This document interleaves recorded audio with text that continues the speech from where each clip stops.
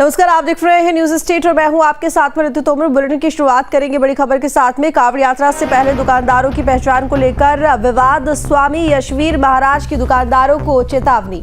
Hotel मालिकों को नाम लिखने की चेतावनी दी। कांवड़ मार्ग के लिए लोगों की टीम बनाई गई। कांवड़ मार्ग पर 5000 लोगों की टीम होटलों रेस्टोरेंट पर जाकर दुकानदारों की पहचान करेगी और 5000 लोगों की टीम चला रही है पहचान अभियान। स्वामी यशवीर ने नेम प्लेट लगाने का आह्वान किया है। दुकानों के बाहर लगाए जा रहे हैं भगवा ध्वज। मेरठ और मुजफ्फरनगर में भगवा ध्वज अभियान जारी है। तो बता दें आपको कि यहां पर अभियान चलाए जा रहे हैं कांवड़ यात्रा से पहले पहचान को लेकर। कांवड़ यात्रा से पहले दुकानदारों की पहचान को लेकर विवाद और स्वामी यशवीर महाराज की दुकानदारों को चेतावनी। होटल मालिकों को नाम लिखने की चेतावनी दी है। कांवड़ मार्ग के लिए लोगों की टीम बनाई गई है। कांवड़ मार्ग पर 5000 लोगों की टीम होटलों रेस्टोरेंट पर जाकर दुकानदारों की पहचान करेगी। 5000 लोगों की टीम अभियान चला रही है। स्वामी यशवीर ने नेम प्लेट लगाने का आह्वान किया है। दुकानों के बाहर लगाए जा रहे हैं भगवा ध्वज। मेरठ और मुजफ्फरनगर में भगवा ध्वज अभियान जारी है, जिसके तहत ये पहचान अभियान चलाया जा रहा है। तो बता दें आपको कि यहाँ पर कांवड़ यात्रा से पहले पहचान को लेकर विवाद होता हुआ दिख रहा है। इसी बीच में स्वामी यशवीर महाराज की दुकानदारों को साफ चेतावनी और पहचान को लेकर नेम प्लेट लगानी होगी। होटल मालिकों को नाम लिखने की चेतावनी दी गई है। साथ ही 5000 लोगों की टीम बनाई गई है जो दुकानों पर जाकर पहचान करेगी। और साथ ही बता दें कि कांवड़ मार्ग पर 5000 लोगों की टीम होटलों रेस्टोरेंट पर जाकर दुकानदारों से पूछताछ करेगी। 5000 लोगों की टीम अभियान चला रही है। स्वामी यशवीर ने नेम प्लेट लगाने का आह्वान किया है। दुकानों के बाहर भगवा ध्वज भी लगाए जा रहे हैं। मेरठ और मुजफ्फरनगर में भगवा ध्वज अभियान जारी है।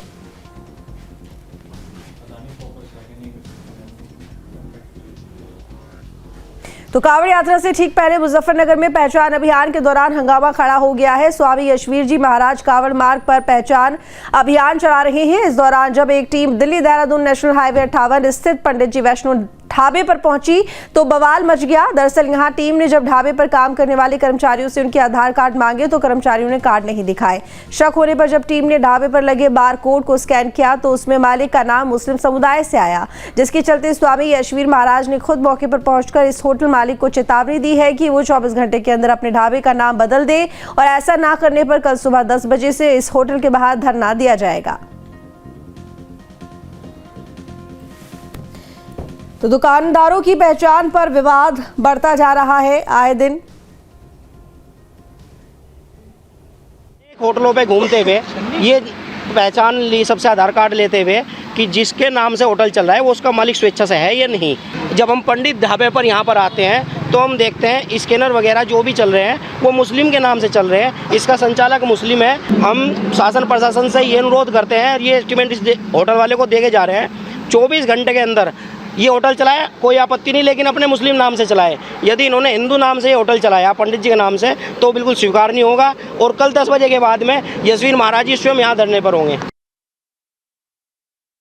संचालक और सब मालिक मुस्लिम है, कर्मचारी सब मुस्लिम है और नाम पंडित ढाबा लिखा हुआ है। तो इसलिए 24 घंटे का समय है।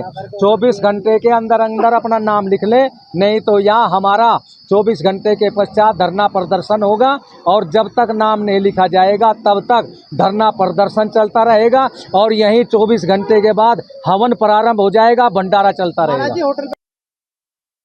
तो मेरठ से अरुण सागर हमारे साथ में जुड़े हुए हैं। अरुण, जानना चाहूंगी पहचान को लेकर, देखिए लगातार यहाँ पर विवाद बढ़ता ही जा रहा है। आए दिन बयान तो सामने आते ही हैं, लेकिन इसी बीच ये पहचान अभियान चलाना शुरू कर दिया गया है स्वामी यशवीर महाराज की तरफ से। क्या जानकारी इस मामले को लेकर? जी, मैं बता दूं कि कांवड़ मार्ग पर जितने भी ढाबा संचालक है, होटल संचालक है, रेडी या ड्यूटी लगाने वाले लोग हैं, उनकी आइडेंटिटी को लेकर जो मामला को लगातार चलवाता जा रहा है। आज मेरठ में भी जो मुजफ्फरनगर के महाराज यशवीर सिंह है, स्वामी यशवीर सिंह, उनके द्वारा जो है एक अभियान चलाया गया था जिसमें लगभग 50 से ज्यादा वॉलंटियर उनके साथ रहे। और कांवड़ मार्ग पर जितनी भी कार्ट लगी हुई थी, रेडियां लगी हुई थी, चाहे वो कुछ भी बेच रहे हो, खाद्य व्यंजन बस वो होना चाहिए, उन्होंने उनकी आइडेंटिटी को जो चेक करना शुरू किया। उसका तरीका ये था कि या तो उस व्यक्ति का आधार कार्ड देख रहे थे या फिर उसने जो अपनी कार्ड के ऊपर, अपनी ठेली के ऊपर QR कोड लगाया हुआ था उसे स्कैन कर रहे थे। और जैसे ही वो किसी विशेष संप्रदाय का नाम उस पे आता था तो तुरंत आक्रोशित हो जाते थे, नारेबाजी करने लगते थे। और वहां पर जो कुछ हिंदू लोग हैं जो अपने संस्थान चला रहे हैं, कुछ ऐसे प्रतिष्ठान खाद्य व्यंजन के चला रहे थे, उन्होंने भगवान जो है वो हिंदू प्रतिमाएं दी हैं, वह ध्वज उनके यहाँ पर लगाए हैं और कहा गया है कि जो निकलने वाले कांवड़िया उनसे भी ये बात कहें, जो कांवड़ यात्रा में शामिल हैं लोग, उनसे भी इस बात को कहें कि अगर किसी ढाबे पर, किसी रेहड़ी पर, किसी टिर्री पर, किसी ढाबे पर जो है वो भगवा ध्वज लगा हुआ है तो वो हिंदूवादी किसी व्यक्ति का ध्वज है, अन्यथा आप उससे कोई भी सामान न लें। अरुण, क्या ये ठीक है इस तरह से दुकान दुकान जाकर हर रेडी वाले से, होटल वाले से, रेस्टोरेंट वाले से उनकी पहचान पूछना, वहाँ काम करने वालों से उनका आधार कार्ड मांगना और अगर वो ना दें तो उसके बाद वहाँ पर धरना देना या किसी भी तरह से नारेबाजी करना, इसको किस तरह से देखें? ये बिल्कुल भी ठीक नहीं है, क्योंकि देखिए मैं आपको बता देता हूँ कि जब भी हम किसी खाद्य व्यंजन की कोई रेडी लगाते हैं तो खाद्य निरीक्षक विभाग के द्वारा जो है एक लाइसेंस जारी किया जाता है, उसमें काफी सारे नॉर्म्स होते हैं, उसी के अंदर जो संचालक है उसको अपनी डिटेल भरनी होती है। हालांकि स्वास्थ्य व्यवस्था हाइजीन की जो जिम्मेदारी है वो खाद्य सुरक्षा विभाग की है।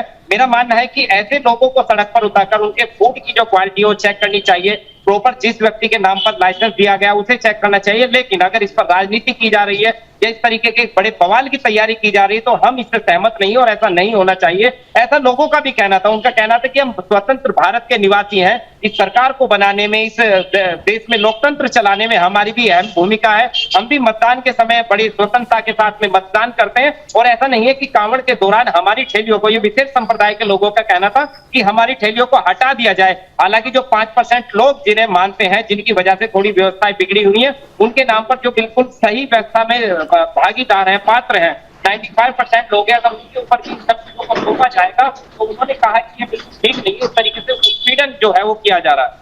बिल्कुल, और देखिए प्रशासन और सरकार की तरफ से अगर किसी मौके पर, खास मौके पर, जैसे कांवड़ यात्रा की बात की जाए, कोई यहाँ पर नई गाइडलाइंस जारी की जाती हैं या फिर कोई नया नियम लागू किया जाता है कुछ समय के लिए, तो इसमें वो सरकार की तरफ से, प्रशासन की तरफ से लागू करवाया जाता है।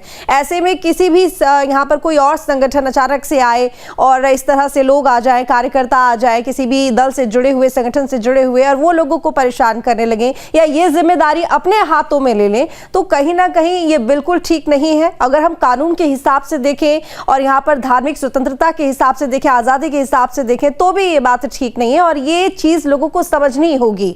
और हर बार, पिछली बार भी हमने देखा इसी तरह से ये विवाद सामने आया और इस बार तो हम देख ही रहे हैं कि ये क्या तस्वीर सामने आई है। क्या प्रशासन ने अभी तक इस मामले में किसी तरह से कोई इंटरफेरेंस दिखाया है?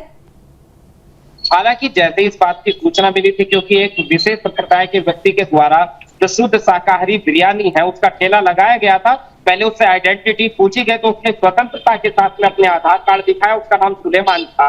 उसके बाद में उसके क्यूआर कोड को स्कैन किया गया तो पेमेंट भी जो दी जा रही थी सुलेमान के खाते में भरती, और उसका भी यही कहना था कि देखिए मैंने जो खाद्य व्यंजन बनाया है, मैं दावा करता हूं कि मैं शुद्ध शाकाहारी बिरयानी बेच रहा हूं। अगर मेरी बिरयानी की क्वालिटी में कोई प्रॉब्लम है, लगता है कि उसे खाने से किसी व्यक्ति का स्वास्थ्य बिगड़ सकता है, तो संबंधित विभाग को मेरी फूड बिरयानी का जो सैंपल है वो भेजकर मुझ पर कार्रवाई की जानी चाहिए। लेकिन केवल आइडेंटिटी के नाम पर मेरा उत्पीड़न करना जो कतई ठीक नहीं है। बिल्कुल ठीक कहा आपने अरुण, बहुत शुक्रिया आपका तमाम जानकारी के लिए। नजर बनाए रखिएगा। जहाँ भक्ति है हर शब्द में, कथाओं में छुपे हैं दिव्य रहस्य और ज्योतिष देता है जीवन को दिशा। धर्म से जुड़ी हर बातों को जानने के लिए हमारे चैनल स्तुति को सब्सक्राइब करें। चैनल पर जाने के लिए इस लिंक पर क्लिक करें।